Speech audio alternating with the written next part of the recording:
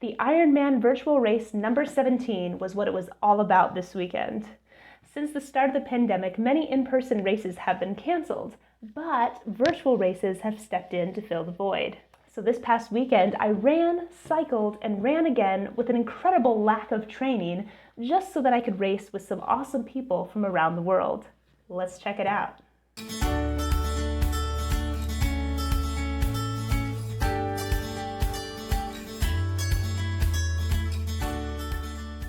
Welcome and welcome back to Racing with Ray, where each week I drop a video on running, biking, or other fitness trends. So if that sounds fun to you, be sure to hit subscribe below so that you don't miss anything.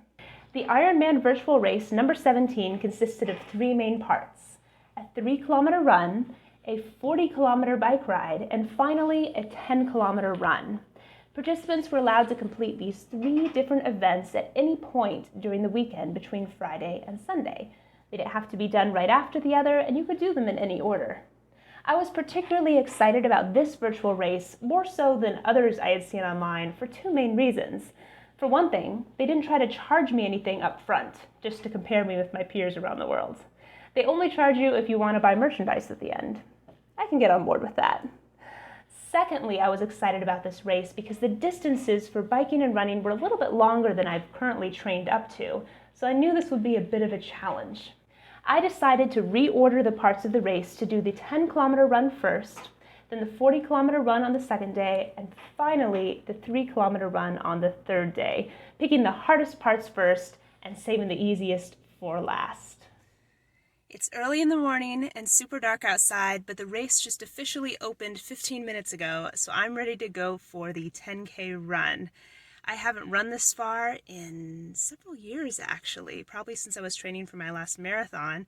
Typically, I run about 2 or 3 miles when I go out for a run, and I'm just going to push through. I really want to challenge myself to go farther, and hopefully this will kickstart my desire to train for longer races again.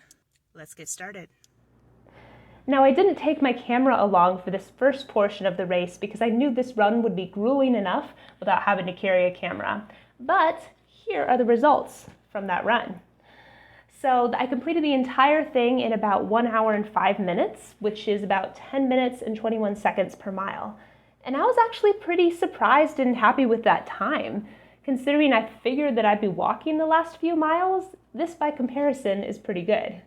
You can see on the mile splits that I came out of the gate pretty strong with an 8-minute and 55-second mile, but by the end, I had pretty much slowed down to 11 minutes. But hey, at least I finished the race. Check 1 of 3. Let's move on to the bike portion. Good morning. It's time for the second leg of the Ironman VR17. Today we'll be doing a 40-kilometer bike ride, or about 25 miles. And I'm out here at the trail today and excited to get started.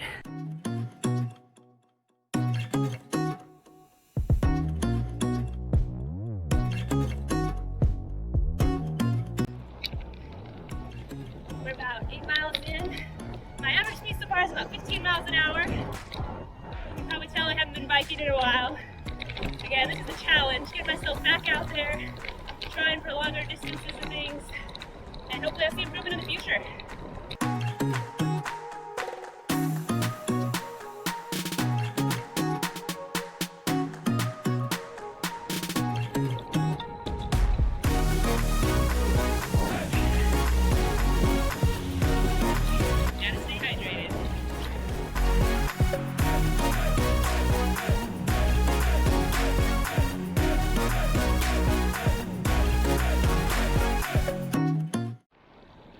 Flagged down by a guy standing in the middle of the bike trail holding a blue pool noodle, and I wondered what he wanted, and then I saw this stick in the middle of the trail.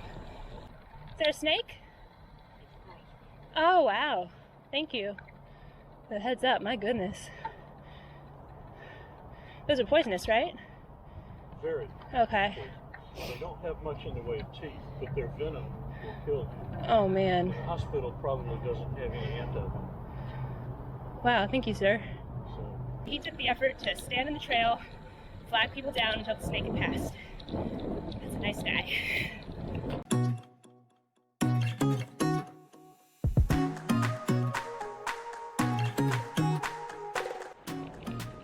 Had passed the 22-mile mark. 3 more miles to go to hit 25.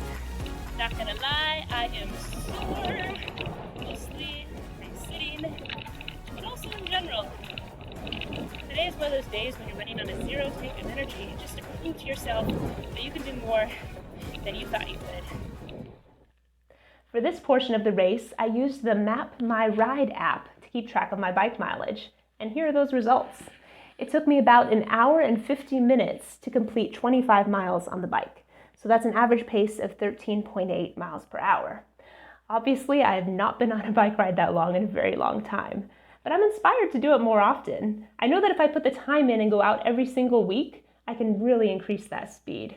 If you look at my average speed per mile, you can see that in the beginning, it was a bit faster. I mentioned earlier in the video that for the first 8 miles, I was having an average speed of about 15 miles per hour. But after that, you can see it slowly start to decline as I got more tired and more sore. It is Sunday morning and the final leg of my Ironman VR17 challenge. I need to run 3 kilometers this morning, or about 1.86 miles, and I'm looking forward to it because, for one thing, it's the easiest part of the race. If I was able to do the other 2 parts, hopefully this shouldn't be too bad. So I'm gonna push my hardest, try for a fast time, and finish this challenge out.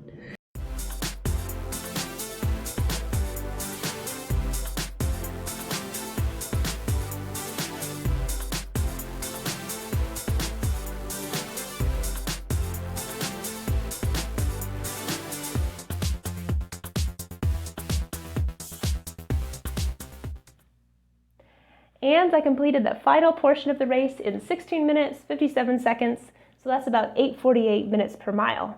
Definitely faster than the 10K, as it should be, much quicker race. So how did my race times compare to my fellow running mates around the world? Well, my total time was 3 hours and 11 minutes. That put me in 918th place out of 1103.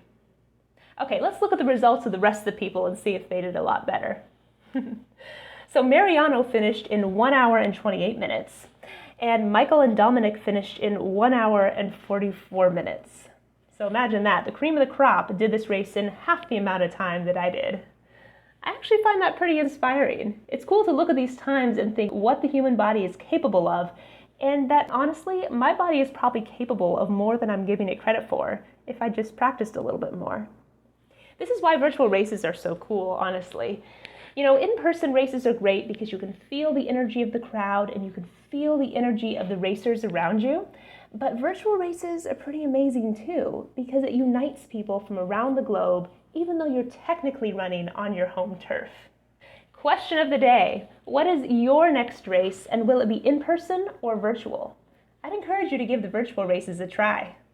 Hey guys, if you got value out of this video, be sure to press like down below and also subscribe for more tips and tools on how to improve your personal best every day. Bye guys.